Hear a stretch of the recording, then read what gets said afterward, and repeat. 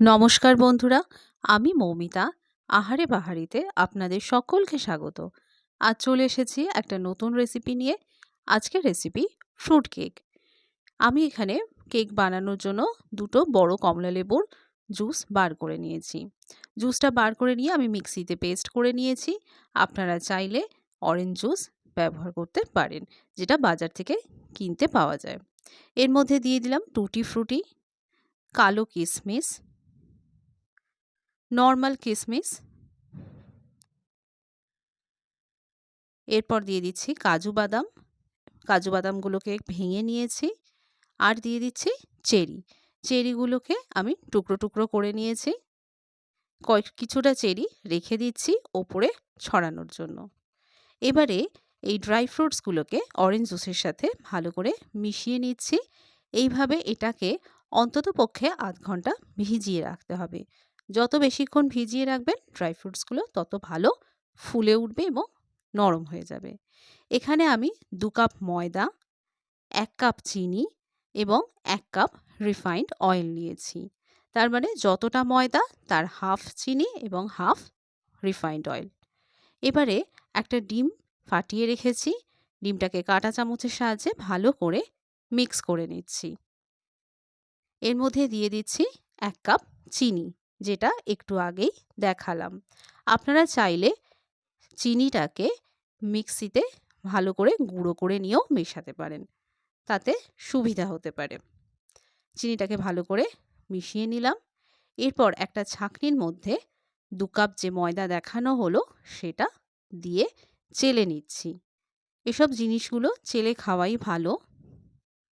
প্রথমে 1 কাপ ময়দা চেলে নিচ্ছি, এরপর পরের কাপটাও চেলে নেব।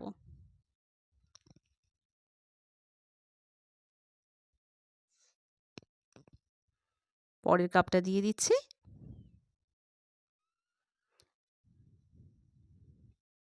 ফ্রুট কেক আমাদের সকলেরই প্রিয়। বিশেষ করে শীতকালে যখন ক্রিসমাস আসে তখন আমাদের সকলেরই মনে হয় একটু কেক বানাই।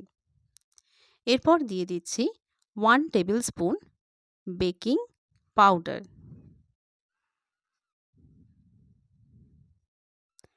এরপর দিয়ে দিচ্ছি 1/4 টেবিল স্পুন বেকিং সোডা। এই দুটোকেও ভালো করে চেলে নেব।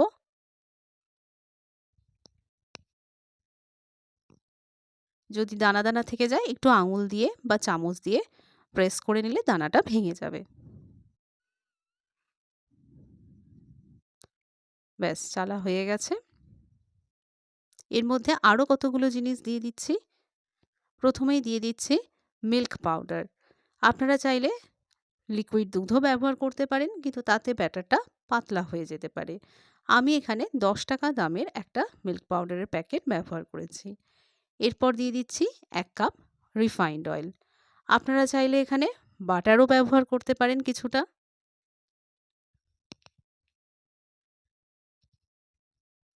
এরপর দিয়ে দিচ্ছি 1 টেবিল স্পুন ভ্যানিলা এসেন্স। এটা ছাড়া কেক বানানো যাবে না, তা না হলে কেকের মধ্যে একটা যে ফ্লেভার আসে সুন্দর, সেটা থাকবে না। এরপর দিয়ে দিচ্ছি 1 টেবিল স্পুন ভিনিগার।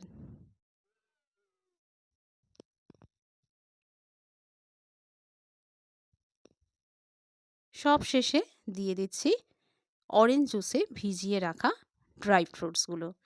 দেখুন অনেকটাই ফুলে গেছে।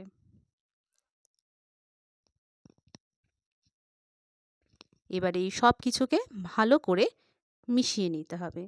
তবে এখানে একটা কথা মনে রাখতে হবে, আপনারা যেদিক দিয়ে চামচ হোক বা যার যেটা দিয়েই মেশাচ্ছেন, যেদিক দিয়ে ঘোরাচ্ছেন আপনাকে একই ডিরেকশনে ঘোরাতে হবে। ডান দিক দিয়ে ঘোরালে ডান দিক দিয়ে ঘোরাবেন, বাঁ দিক দিয়ে ঘোরালে বাঁ দিক দিয়েই ঘোরাবেন। ভালো করে ব্যাটারটাকে মিশিয়ে নিতে হবে যেন কোনো দানা না থেকে যায়, ডেলা বা দানা যেন না থাকে। আর খুব বেশি পাতলা কিন্তু করা যাবে না, তা না হলে ড্রাই ফ্রুটসগুলো একেবারে তলায় চলে যাবে। এরপর কিছুটা চিনি নিয়ে আমি ক্যারামেল তৈরি করে নিচ্ছি। এর জন্য গ্যাসের ফ্লেমটা একেবারে কম রাখতে হবে। চিনিটাকে সমানে নাড়িয়ে যেতে হবে। নাড়াতে নাড়াতে চিনিটা একসময় গলে যাবে এবং গলে গিয়ে একটা ব্রাউন কালার আসবে। তবে খুব বেশি পোড়ালে কিন্তু তেতো হয়ে যাবে, সেটা মাথায় রাখতে হবে। দেখুন কেমন ব্রাউন কালার হয়ে গেছে, চিনিটা লিকুইডও হয়ে গেছে, ক্যারামেল রেডি হয়ে গেছে আমার।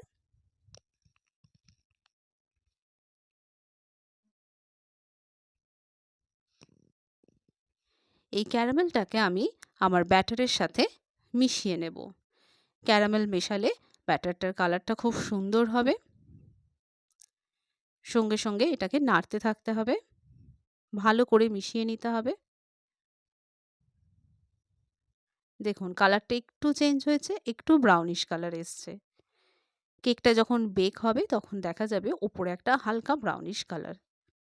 দেখুন ব্যাটারের কনসিস্টেন্সিটা খুব বেশি কিন্তু পাতলা এটা নয়, আবার একেবারে মোটাও নয়। এবারে একটা বাটির মধ্যে আমি কিছুটা তেল ব্রাশ করে, সাদা তেল ব্রাশ করে তার মধ্যে নর্মাল সাদা কাগজ বাটি শেপে কেটে লাগিয়ে নিয়েছি। এটা বাটার পেপার হিসেবে কাজ করবে। আর আপনাদের কাছে যদি বাটার পেপার থেকে থাকে আপনারা ডাইরেক্ট সেই পেপারটাকেই এখানে ব্যবহার করে নিতে পারেন। এই বাটার পেপারের মধ্যেই আমি ব্যাটারটা ঢেলে দিচ্ছি। এখানে একটা ডেচকিতে আমি কিছুটা নুন নিয়ে নিয়েছি।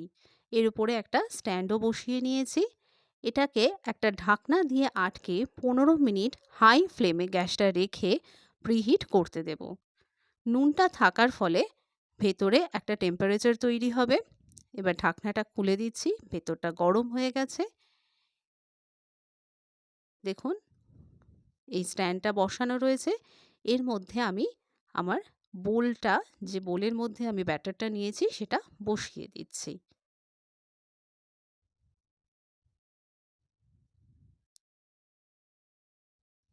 এবারে আবার ঢাকনা লাগিয়ে দেব, দিয়ে 10 মিনিট হাই ফ্লেমে রেখে দেব। 10 মিনিট পর আমি ঢাকনাটা খুলে নিচ্ছি। দেখুন কেমন ওপরটা অল্প অল্প ফুলে গেছে, বেকিং শুরু হয়ে গেছে। এই অবস্থায় আমি কিছুটা ড্রাই ফ্রুটস ওপর থেকে দিয়ে দিচ্ছি, কারণ আগে যে ড্রাই ফ্রুটসগুলো দিয়েছিলাম সেগুলো তলায় চলে গেছে। এইটা এখন যদি দিয়ে দিই তাহলে ওপরে ভেসে থাকবে এবং দেখতে ভালো লাগবে।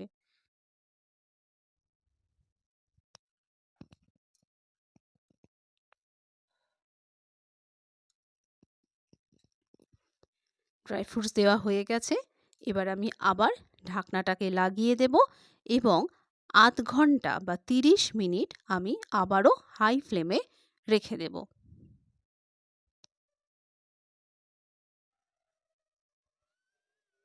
30 মিনিট পর আমি ঢাকনাটা খুলে নিয়েছি। দেখুন কেকটা কতটা ফুলে গেছে। কেক আমার রেডি হয়ে গেছে। কিন্তু আরও ভালো করে টেস্ট করার জন্য আমি একটা শিক গুজিয়ে দেখে নিচ্ছি আমার কেকটা রেডি আছে কিনা। শিক গোজার পর দেখুন এর গায়ে কিন্তু কিচ্ছু লাগছে না। আমি বিভিন্ন সাইডে গুজে দেখাচ্ছি যে এর গায়ে লাগছে কিনা। প্রত্যেকটা সাইডেই গোজার পর দেখা যাচ্ছে এর মধ্যে কিছু লাগছে না। আপনারা চাইলে শিকের বদলে টুথপিকও ব্যবহার করতে পারেন। এবারে এটাকে ঠান্ডা করতে দিয়ে দিয়েছি। ঠান্ডা করার পর আমি কেকটার বাটিটাকে উল্টে নিয়ে কেকটা বাটি থেকে বার করে নিলাম। এবারে আস্তে আস্তে যে পেপারটা আমি লাগিয়ে দিয়েছিলাম সেটাকে ছিঁড়ে ফেলছি।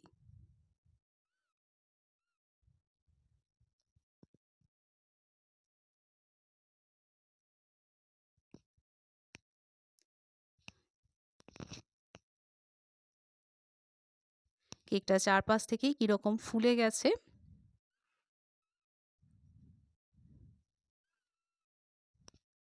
আস্তে আস্তে কাগজটা খুলে নিতে হবে। দেখুন কেকটা কত সুন্দরভাবে রেডি হয়েছে। এটাকে আমি একটা প্লেটের মধ্যে সার্ভ করে নিয়েছি।